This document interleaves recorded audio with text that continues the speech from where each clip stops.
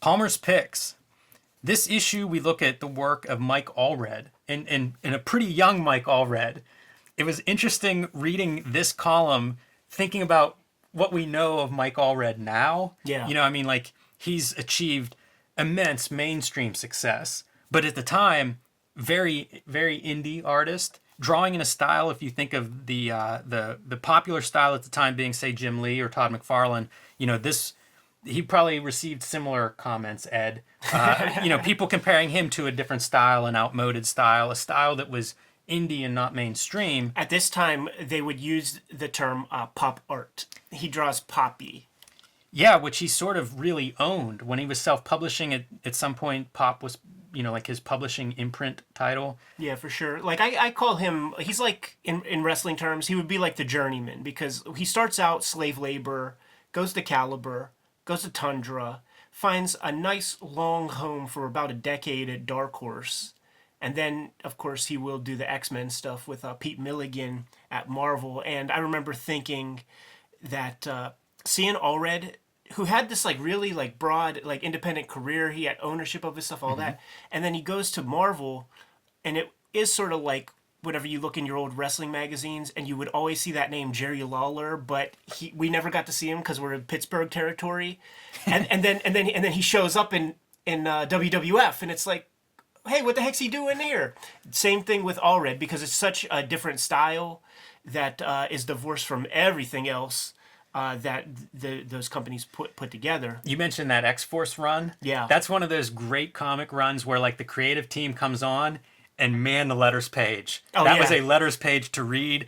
A lot of fans did not like that at Yeah. the time. And it's interesting again to think like, you know, Rob Liefeld X-Force at this time, one of the hottest things there was. Cut to, you know, late 90s, early 2000s, and Mike Allred with this sensibility taking over that book. Really fascinating, and the reaction to that equally so. But, you know, you look at his career now, and it's hard to kind of think back to this time period because he has drawn everybody. You know, he's had success at all these different levels, from indie comics, slice of life stuff, superhero stuff, without compromising his style or really his vision. You know, some of it I think the comics market has come around to, and some of it he probably helped the comics market come around to. You just stick to your guns. Very attractive. You have, if you're gonna imbibe in the mainstream thing, there are two approaches, man. You can stick to your fucking guns and just make the kind of comics that you make in an independent realm, and then Marvel DC, they know what they're buying. I'm gonna buy this Mike Allred thing. Or you could be like a jobber guy who is like, okay, well, the Jim Lee style is in vogue right now, and then you start to manipulate your style to be a chameleon in that way. You know what I'm saying? The smart play is to really just stick to your guns and kind of develop your own quote unquote brand, and that's what Allred has here. He never cross-hatched a line, as far as I can tell. Yeah, I brought a couple of Grafik Muziks. This is some of his early work. Thought we would kind of do a flip through. Cover dated here 1990. Yeah, probably blue line color. And this is a Caliber publication. M. Dalton Allred. Yep, that was how he signed his stuff for a long time there. So before this would have been the slave labor version, when Grafik Muzik was spelled quite differently. You can see a lot of what we think of as Mike Allred. That style is apparent here. Yep. Fascinating color early on, too. And this is the character that goes on to be Madman. Yep, Frank Einstein.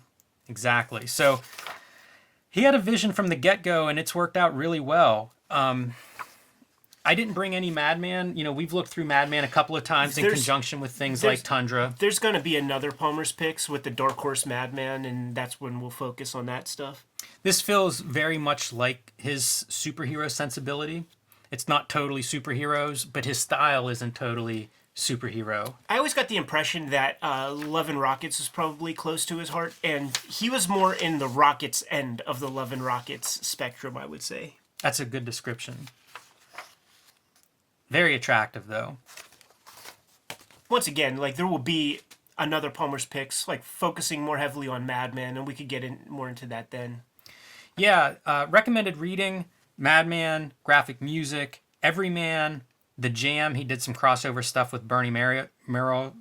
Yeah, I have Creatures of the Id, but I just couldn't find it in time for our recording session. They also mentioned Xenozoic Tales.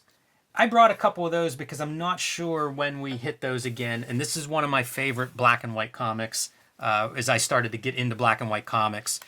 So this is by Mark Schultz, published by Kitchen Sink Press. This is 87, 89. Heavily influenced by EC Comics. Yeah, you see shades of Wally Wood in there. You see Al Williamson kind of background noodling. You see Jack Davis textures. This was one of the books that I came upon when I was, moving towards being a comic book artist and facing a career as an independent comic book artist. This was one of the black and white books that taught me black and white does not have to compromise quality at all. He was doing everything from amazing textures to value. He was also doing subject matter that appealed to me visually. You mean Cadillacs and dinosaurs? Absolutely, man. It's perfect. But you can see Al Williamson, as you mentioned, he kind of almost went through phases with these various EC guys, depending who his favorites were. Said it before, too. We bumped into him at Baltimore Comic Con last year, and it was the first time I ever had a chance to speak to him, and I was so curious, how early in his development was he absorbing this EC stuff? Is he like one of the early fandom guys from Squaw Trunt days? And he's like, no, man, I never looked at EC comic until I was like 30. Yeah, it's surprising. But great looking comics. So we'll see a little bit more, I'm sure, as they get into the licensing of Cadillacs and Dinosaurs. But for now, this is a little glimpse. Yeah, we're not going to see too much of this. We're going to have to do our own sort of singular episode about Xenozoic Tales, I think. Have you ever read a Usagi Yojimbo comic? I haven't. I think they all look good, but I just never bought one or anything. Yeah, the last recommended reading. I've read a few. I have a couple of collections of that stuff. He often does lettering for other books. He does, yeah. It's really strong cartooning, in my opinion. I think it's overwhelming. I think that's why I never got into it, because, there's hundreds of issues at this point. It is tough for completists to jump into. Because, his best cartooning probably isn't the initial Usagi comics, but then if you're a completist, you want to start from the beginning, and that's often an issue, like whenever they reprint old comics, that can spring up. But definitely a cartoonist worth your time, and there's an artist edition of his work out there, and of Xenozoic Tales, for that matter.